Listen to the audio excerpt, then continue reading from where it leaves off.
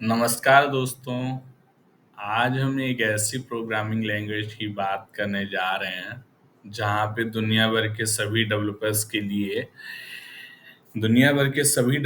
के लिए एक फाउंडेशन बन चुकी है। Basically in this era most of the developers are using जावा।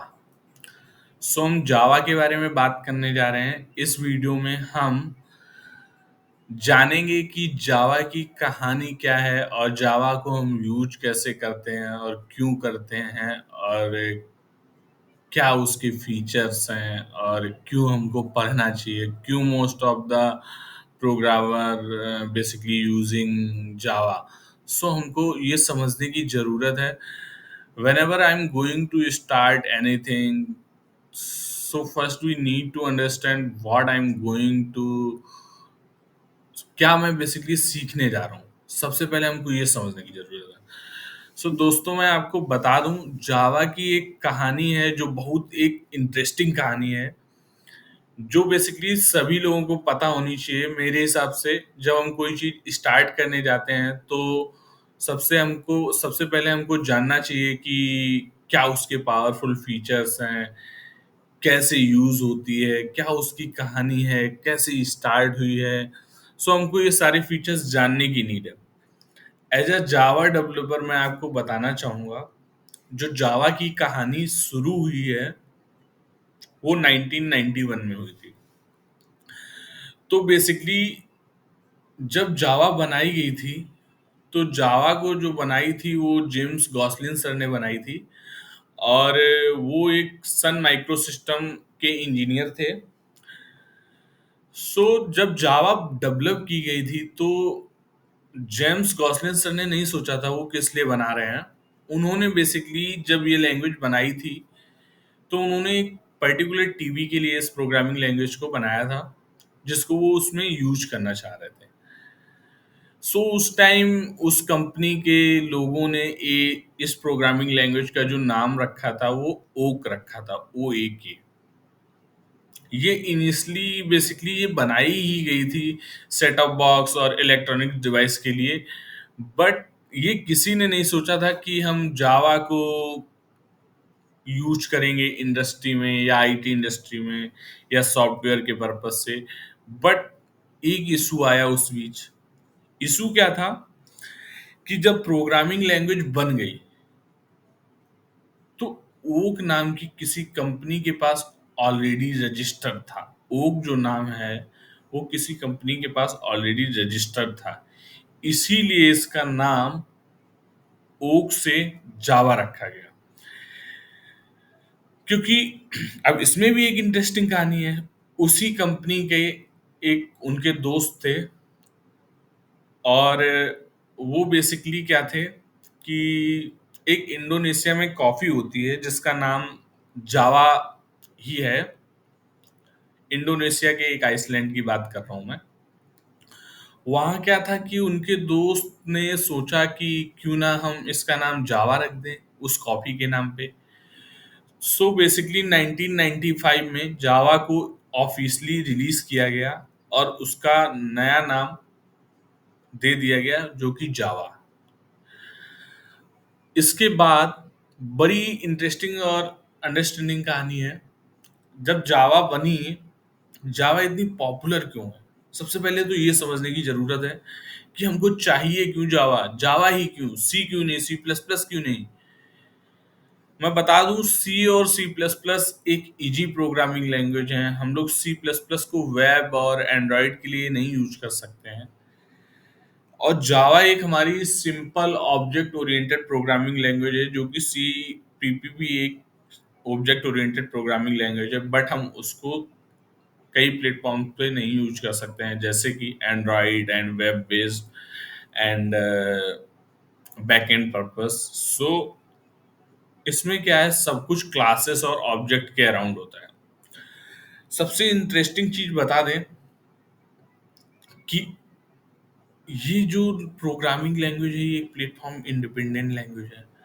अब आपको इसका आइडिया नहीं होगा प्लेटफॉर्म इंडिपेंडेंट क्या होता है और प्लेटफॉर्म डिपेंडेंट क्या होता है। सो दोस्तों मैं आपको बताना चाहूंगा कि प्लेटफॉर्म इंडिपेंडेंट और डिपेंडेंट क्या होता है। इसमें हम लोग बेसिकली यूज करते हैं जेवीएम और जेडीके। सो आपको बता दूं, जब हम प्रोग्राम को लिखते हैं, ये एक टूल किट है। जेडीके जो है वो एक टूल किट है। ये जावा एप्लीकेशन डेवलप करने के लिए होती है। इसमें एक जावा कंपाइलर, लाइब्रेरीज और जेआरई इंक्लूडेड होता है, जो डेवलपर के लिए इसेंशियल होता है। अब आप पूछेंगे जेआरई क्या होता है। सारी चीजों में इंटरेस्टिंग है। एक बार कहानी के तरीके सुनिए, आप भी किसी को बता पाएंगे। एक बार अगर आप समझने का कोशिश करेंगे तो आप बेटर एक्सप्लेन कर पाएंगे किसी के सामने। तो दोस्तों, मैं आपको बता दूं, अगर आप सिर्फ जावा एप्लीकेशन चलाना चाहते हैं तो जेआरई काफी है। इसमें जेवीएम होती है जो जावा को एक कोड को रन कराती है। जब हम इनिशियली प्रोग्राम लिखते हैं तो सबसे पहले जब हम प्रोग्राम को कंपाइल कराते हैं तो वो हम जेडीके के हेल्प से कराते हैं। और जब हम प्रोग्राम को एक बार कंपाइल कराते हैं तो क्या होता है, वो सोर्स कोड हमारा बाइट कोड में कन्वर्ट हो जाता है। अब दोस्तों, मैं बता दूं कि जेडीके किट जो है वो एक प्लेटफॉर्म इंडिपेंडेंट किट है, बट जेवीएम हमारा प्लेटफॉर्म डिपेंडेंट है। जेडीके हमारा प्रोग्राम को हेल्प करता है कंपाइल करने में, और एक बार जब सोर्स कोड बाइट कोड में कन्वर्ट हो जाता है, सोर्स कोड बाइट कोड में कन्वर्ट हो जाता है, तो हम अगर इसको दूसरे ओएस में शिफ्ट करके यूज करना चाहें तो हम इजीली कर सकते हैं। बट जेवीएम हमारा किस पर्पज से यूज होता है, अभी ये समझना जरूरी है। तो दोस्तों, मैं आपको बता दूं जेवीएम क्या होता है। Java virtual machine. जब हम सोर्स कोड्स को बाइट कोड में कन्वर्ट करते हैं तो उसमें क्या स्टोर होता है, कभी आपने सोचा है? नहीं सोचा होगा। मैं आपको दिखाता हूँ। अभी मैंने कुछ देर पहले एक प्रोग्राम बनाया था। ये देख रहे हैं ना आप? अगर इनमें से कोई एक कैरेक्टर हम हटा देंगे तो ये हमारा प्रोग्राम नहीं चलेगा। और ये इसकी मेन फाइल है जो आप देख पा रहे होंगे, जावा डॉट फाइल के नाम से सेव है, और इसमें हमने हेलो वर्ल्ड को प्रिंट कराया है। जैसे ही हमने कंपाइल किया था वैसे ही एक हमारी और फाइल जनरेट हुई थी, उसका नाम था वर्क डॉट, एक minute, work dot class file. ये बेसिकली जब हम प्रोग्राम को कंपाइल कर लेते हैं तो एक क्लास फाइल में जनरेट हो जाती है। सो दोस्तों, मेरा ऑब्जेक्टिव बस इतना था कि हम आपको समझा पाए कि क्लास फाइल क्या होती है और डॉट जावा फाइल क्या होती है। मुझे उम्मीद है आप बेहतर समझे होंगे, क्योंकि मैंने आपको एक सरल भाषा में बताया है कि जेडीके क्या होता है और जेवीएम क्या होता है। जेडीके का यूज करके हम अपने सोर्स कोड को बाइट कोड में कन्वर्ट करते हैं, और बाइट कोड बेसिकली हमारा स्टोर करता है माइक्रो प्रोसेसर की programming language, just like that store move ऐसे करके कई सारे प्रोग्रामिंग सिंटैक्स होते हैं जिनको वो यूज करके डेटा को स्टोर करता है, सॉरी, कोड को कंपाइल करके बाइट कोड जनरेट करता है।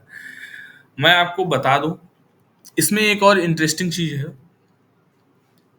जेवीएम मशीन इंडिपेंडेंट क्यों है, मशीन डिपेंडेंट क्यों है और वो इंडिपेंडेंट क्यों है जेडीके। जब हम एक बार मशीन कोड जनरेट कर देते हैं और अगर हम फिर से चाहें कि उस मशीन कोड को किसी दूसरे ऑपरेटिंग सिस्टम में यूज कर ले जाके उसी कोड को, सो ये पॉसिबल नहीं होगा। सो दोस्तों, हम बता दें, इसमें एक कंपाइलर भी होता है, जीआईटी कंपाइलर, रन टाइम पे, जो जावा वाइट कोड को नेटिव मशीन कोड में कन्वर्ट करता है। इससे परफॉर्मेंस को बूस्ट मिल जाता है, जो कि एक जेवीएम का पार्ट है। उम्मीद करता हूँ आपको ज़्यादा अच्छा समझ में आया होगा, बट एक बार फिर से रिपीट करना चाहूँगा, जावा प्लेटफॉर्म इंडिपेंडेंट इसलिए है क्योंकि उसका कोड कंपाइल होने के बाद बनता है, और byte code dot class file है जो किसी भी ओएस पे चल सकती है, लेकिन जेवीएम होना जरूरी है। लेकिन जेवीएम खुद प्लेटफॉर्म डिपेंडेंट होती है और ओएस के लिए अलग वर्जन होता है। हाँ, मगर एक चीज़ और बोलूँगा, जावा का यूज़ कहाँ होता है, कहाँ-कहाँ हम लोग यूज़ कर सकते हैं। एंड्रॉयड ऐप डेवलपमेंट में, वेब एप्लीकेशन में, एंटरप्राइज़ेज़ सिस्टम में, साइंटिफिक एप्लीकेशन में, गेम डेवलपमेंट में, इन सारी फ़ील्ड में हम लोग जावा का यूज़ कर सकते हैं। अगर आप बिगिनर हैं तो जावा को सीखना चाहते हैं तो आपको परफेक्ट चॉइस है। जावा स्टार्ट करो, जीडीके इंस्टॉल करो और आईडीई जैसे इंटेलिज आइडिया और इक्लिप्स और नेटबीन्स का यूज़ करो। Step by step I want to tell you कैसे हम लोग जावा को यूज़ करते हैं और कैसे जावा हमारे लिए हेल्पफुल है। सो हम आपको बताना चाह रहे हैं, इसमें एक मैं आपको स्टेप्स बताऊँगा कि कैसे जावा चलती है और कैसे इसका यूज़ करते हैं। बेसिकली मैं वो बताना चाह रहा हूँ। मेरा पर्सपेक्टिव बस इतना है। सो आपको बताने के लिए मैं अभी एक स्ट्रक्चर तैयार कर रहा हूँ। Just wait a minute. Okay.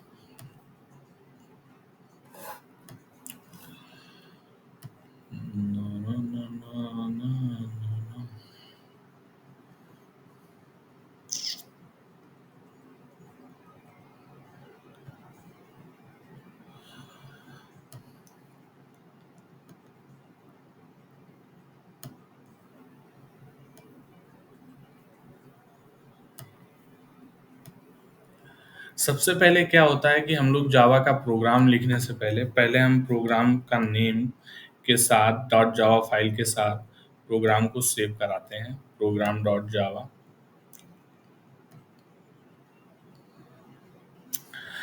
इसके बाद हमारा जो कंपाइलर होता है जेडीके उस कोड को कंपाइल करता है।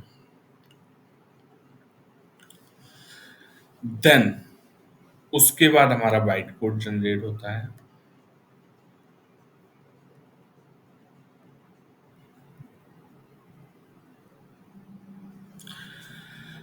फिर एक होता है प्री प्रोसेसर, जो अभी मैंने आपको बताया था।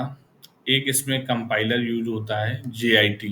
वो बेसिकली क्या करता है, वो हमको हेल्प करता है कि हमारा प्रोग्राम कैसे वर्क हो रहा है, कैसे एग्जीक्यूट हो रहा है, कैसे ट्रांसलेट हो रहा है, कैसे स्टोर हो रहा है, कैसे एग्जीक्यूट हो रहा है। जब हमारा OS यूज होता है तो बेसिकली इन्हीं स्टेप्स को आइडेंटिफाई करता है with the help of JIT compiler. So एक बहुत इंटरेस्टिंग कहानी है। अगर हम लोग कुछ स्टार्ट करते हैं तो उसके पहले हमको पता होना चाहिए कि हम क्या कर रहे हैं, कैसे कर रहे हैं। ये एक बहुत अहम भूमिका निभाती है अगर किसी चीज़ को हमको सीखना है या कुछ करना है। सो गाइस, फर्दर इंफॉर्मेशन मैं नेक्स्ट वीडियो में कंटिन्यू करूँगा और आपको पहला कोड चला के दिखाऊँगा। एंड वन थिंग, एक चीज़ और कहना चाहूँगा गाइस, अगर जावा एक ऐसी लैंग्वेज है जो टॉप 5 प्रोग्रामिंग लैंग्वेज में आती है, बिगिनर हो या एक्सपीरियंस हो, जावा एक आपको स्ट्रॉन्ग करियर फाउंडेशन दे सकती है। As a software engineer, as a backend developer या फुल स्टैक डेवलपर, जावा सब में काम करती है। अगर आपको ये वीडियो पसंद आई हो तो लाइक करो, शेयर करो एंड सब्सक्राइब करना ना भूलें। कमेंट में बताएं आप जावा क्यों सीखना चाहते हैं और क्या आपको ये पसंद आई है या नहीं। अगर आप चाहते हैं कि हम आगे के वीडियो डालें, सो आप कमेंट करके बताएं। सो हम अच्छे से समझ पाएंगे कि आपकी क्या रिक्वायरमेंट है। हम आपके एक छोटे से छोटे कॉन्सेप्ट को क्लियर करेंगे, हर चीज़ को कवर करना चाहेंगे क्योंकि वो बेटर होगा आपके लिए भी और मेरे लिए भी in future.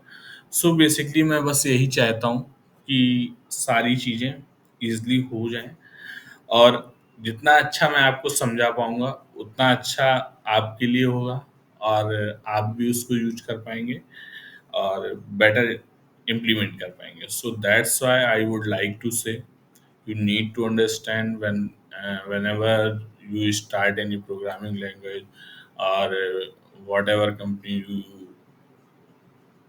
you want to go. So basically you need to understand why we use and क्या इसके इफेक्ट, क्या बेसिकली क्या इसके प्रॉज हैं जो हम इसको यूज करें दूसरी प्रोग्रामिंग को ना करें। ठीक है guys, thank you, have a nice day. And अगर आपको ये वीडियो पसंद आई हो तो प्लीज़ लाइक एंड सब्सक्राइब जरूर करें। Thank you.